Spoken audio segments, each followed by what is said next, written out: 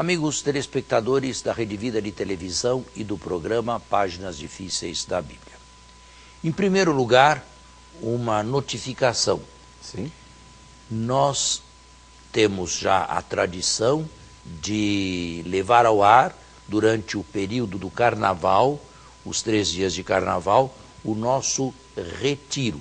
Ele já é tradicional e eu convido a todos a estarem atentos à Rede Vida de Televisão e às suas chamadas para saberem o horário das 3 palestras que darei no domingo, na segunda e na terça de Carnaval. Aliás, começam no sábado à noite.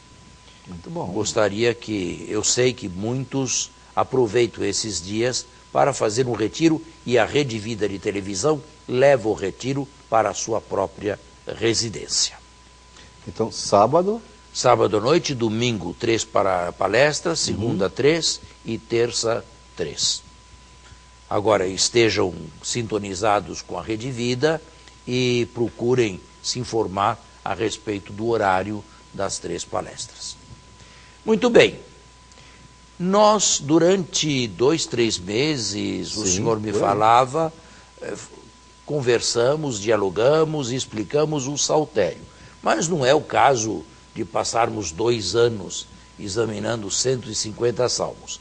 Então, chegamos à conclusão de que agora, mudando um pouco de assunto, é melhor ensinar o povo de Deus culto, ou que quer ser culto, a conhecer mais de perto o Antigo Testamento. Vamos tratar de fazer conhecido o Antigo Testamento. Bem, algumas noções são prévias e devem ser ditas. Normalmente se costuma dizer que a Bíblia é palavra de Deus. Certo. Isto não está certo. A Bíblia não é palavra de Deus, porque é um texto morto. É um texto escrito. Isto não pode ser palavra de Deus. Um texto sem vida. Seria uma partitura. A Bíblia, teologicamente, mais acertado dizer, contém a palavra de Deus. Agora, é claro que esta Bíblia, que contém a palavra de Deus, foi escrita em épocas diversas. Se estamos no Antigo Testamento, ela foi escrita num arco de tempo anterior a Cristo. Eu diria que este arco de tempo vai do século VIII até o 1º século antes de Cristo. O Antigo Testamento, para nós cristãos, para os judeus, é tudo. Não se chama Antigo Testamento, se chama Bíblia, simplesmente, a Bíblia hebraica. Para nós cristãos, o que para os judeus é a Bíblia inteira é apenas o Antigo Testamento, o 1º Testamento. E como nós também dividimos o Antigo Testamento em 3 grandes blocos. Quais são? O primeiro bloco é o chamado Pentateuco, com os 5 primeiros livros que o formam. O segundo bloco são os profetas e o terceiro bloco, os outros escritos. Em hebraico, Torá, primeiro bloco. Nebiim, segundo bloco, profetas. Ketubim, terceiro bloco, os outros escritos. Se nós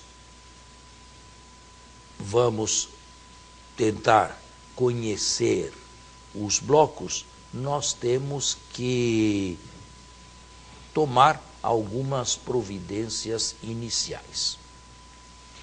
Há pessoas que leem a Bíblia como se estivessem vendo televisão. Como assim? Leem o episódio e imaginam que o episódio é uma fotografia, é uma transmissão direta do evento que narra. Tá, sem contextualizar nada, é isso. Isto é, como se o texto reproduzisse fielmente, como um documentário, o que aconteceu no passado, o que ele quer transmitir.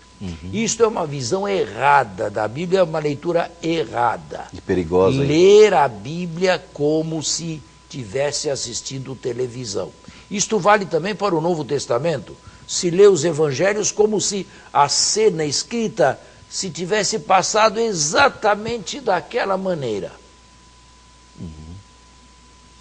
Outro perigo para quem lê a Bíblia é fazer uma leitura esférica. Sabe o que é uma esfera?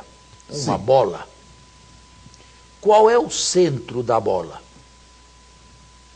Qual é o centro de uma circunferência? Qual é o centro de uma esfera? Não existe.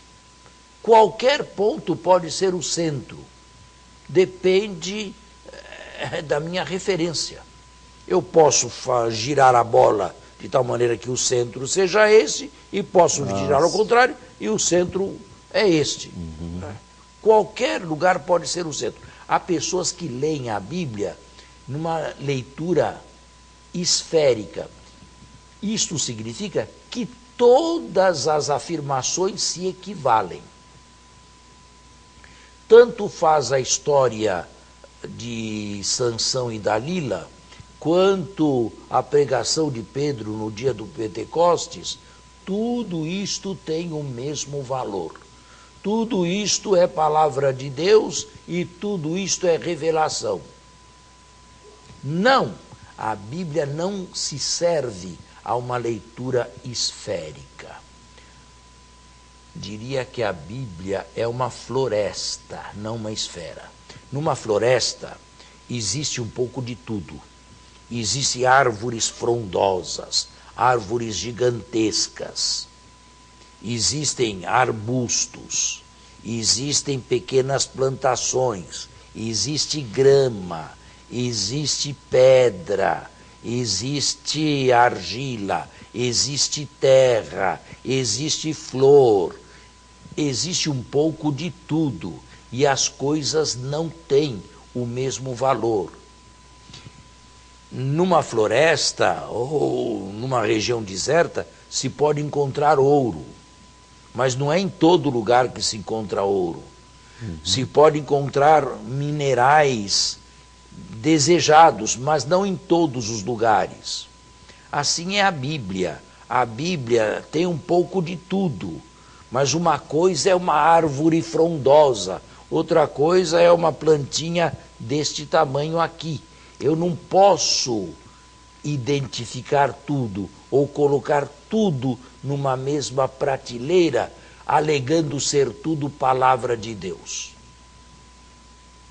Entendi. Bem, eliminados esses dois perigos, a leitura esférica e o primeiro perigo, está lembrado?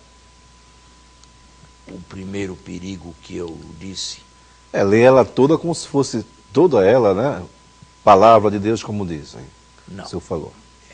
Eliminados esses dois perigos, a leitura fundamentalista e a leitura esférica, então nós podemos começar a compreender o livro do Gênesis, que é o primeiro livro do Pentateuco. Eu não quero entrar já nas questões históricas. Eu quero simplesmente fazer as divisões ou as subdivisões. O primeiro livro da Bíblia é Gênesis. Tome o livro do Gênesis. Os 11 primeiros capítulos falam da história universal, ou melhor, dos inícios absolutos da humanidade, com um endereço já marcante para a família e a ascendência de Abraão. 11 primeiros capítulos que falam do início absoluto de todas as coisas. O que o senhor chama de um endereço já marcante? Porque já no capítulo 11 se termina com os familiares e ascendentes de Abraão. A partir do capítulo 12 ao capítulo 25, nós temos o chamado ciclo de Abraão. Ciclo, isto é, são pequenas histórias, pequenos contos, costurados um no outro literariamente, pequenas sagas, é este o nome que se dá, referentes a Abraão. Mas histórias soltas. Pode-se ler uma sem se ler outra. Não há enredo. E assim se vai de 12 a 25. O patriarca Abraão é o protagonista. As sagas giram todas ao redor dele.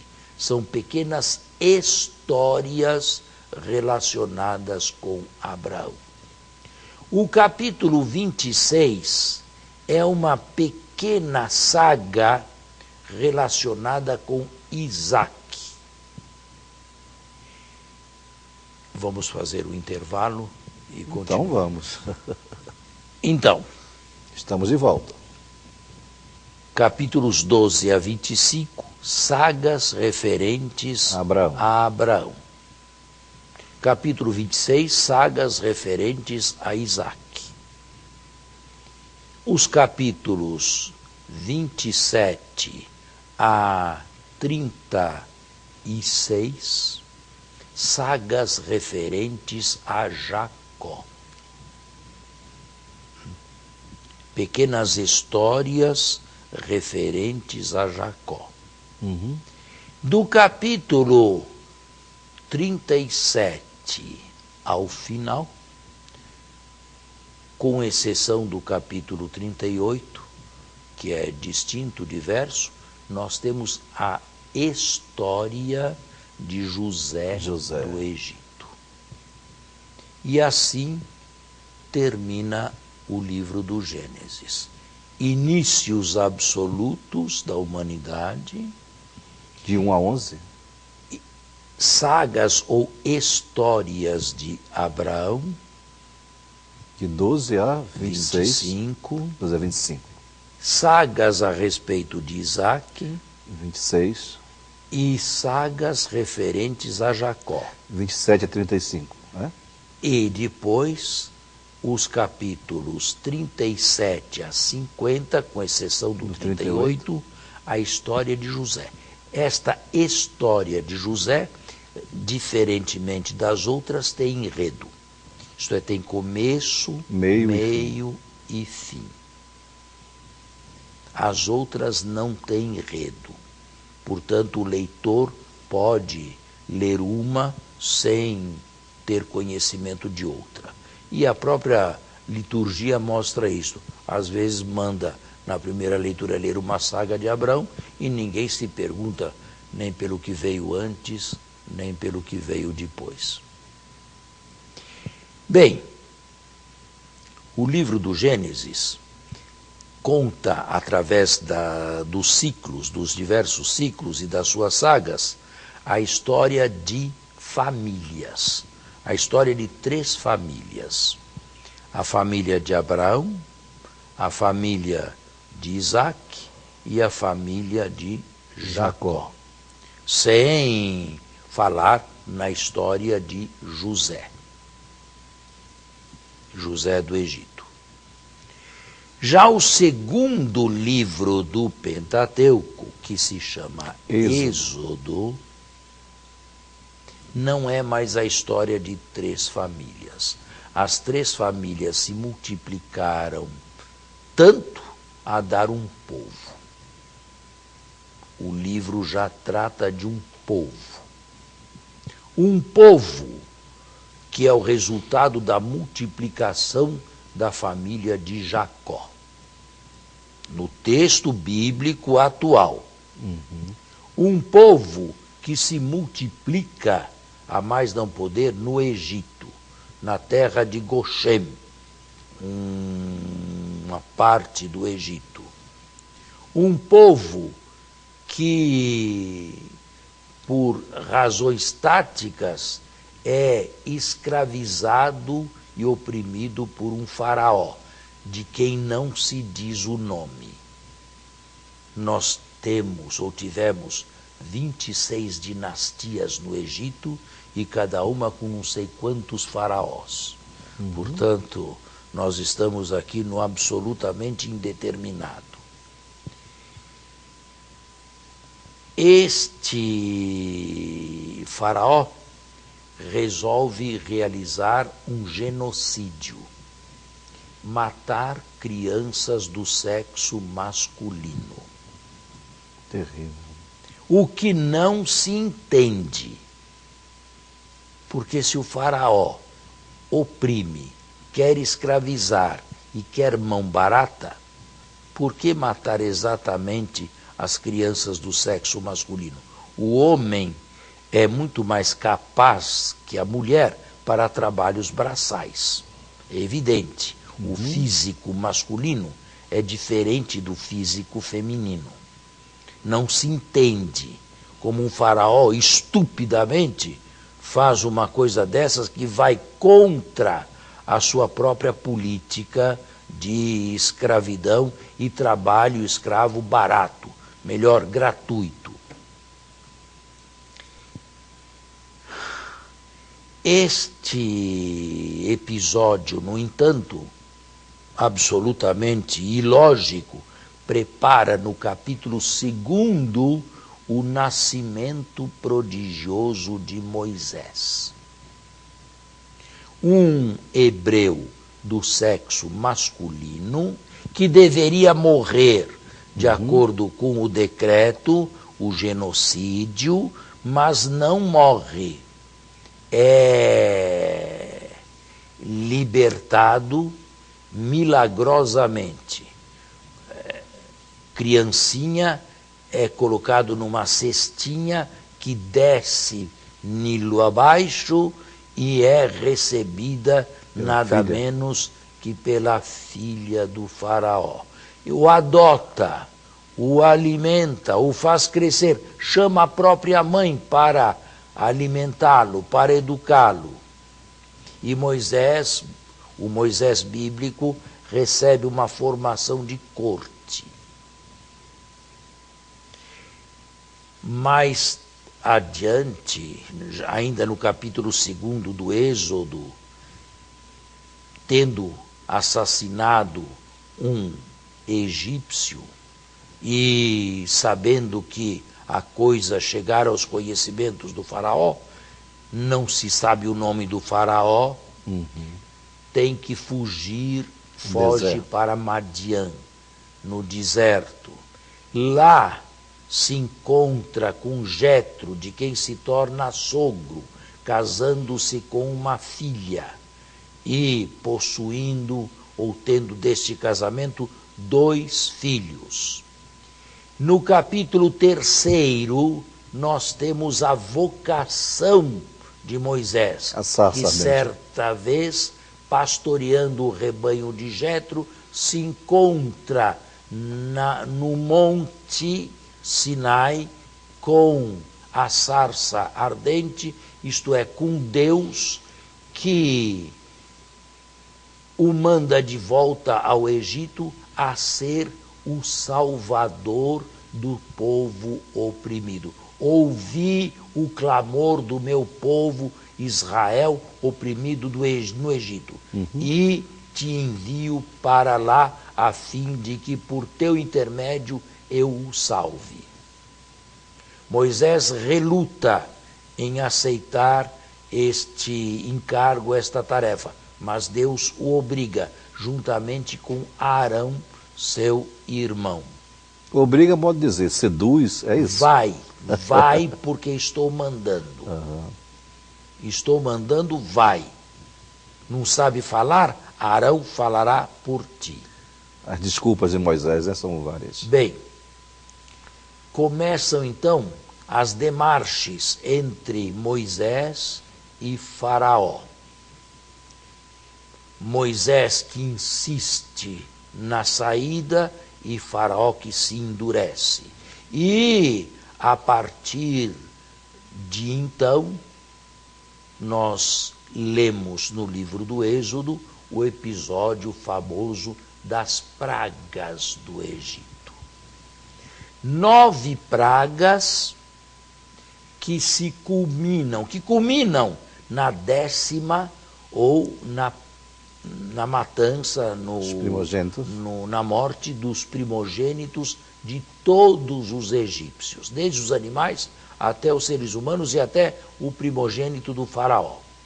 Este deixa sair o povo, arrepende-se em seguida, vai ao seu encalço, encontra-o num braço de mar, no Mar Vermelho, e lá se dá o encontro das duas partes e o famoso milagre do mar, onde Faraó é tragado pelas ondas com os seus carros, cavaleiros, seus exércitos, e Israel é salvo.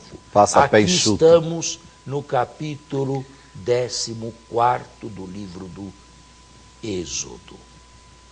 Capítulo 14º. E o 15º já é aquele canto. O 15º é o canto de libertação, atribuído a Maria, irmã de Moisés.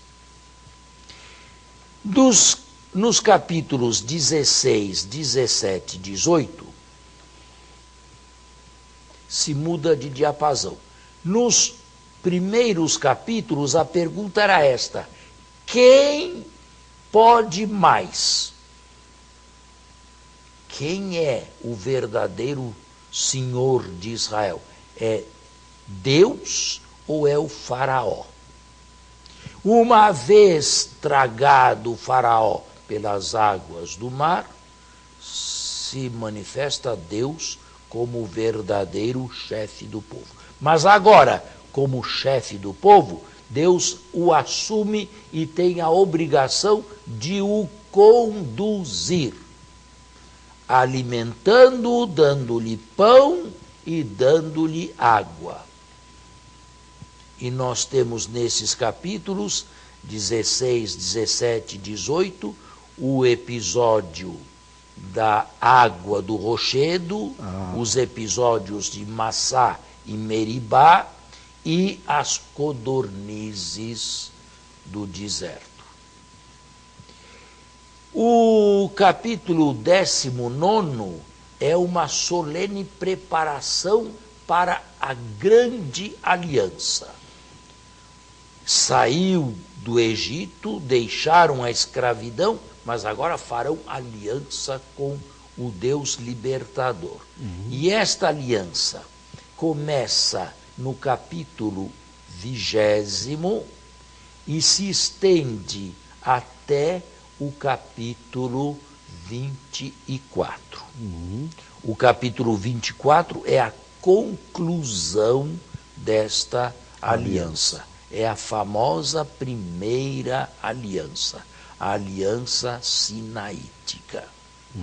Começa com o decálogo moral, e se continua até o final e a cerimônia de conclusão, que é o capítulo 24. Mas o nosso programa está no final, nós temos que obedecer o nosso horário e voltaremos no próximo domingo. Até o próximo domingo, com a bênção, com a graça de Deus.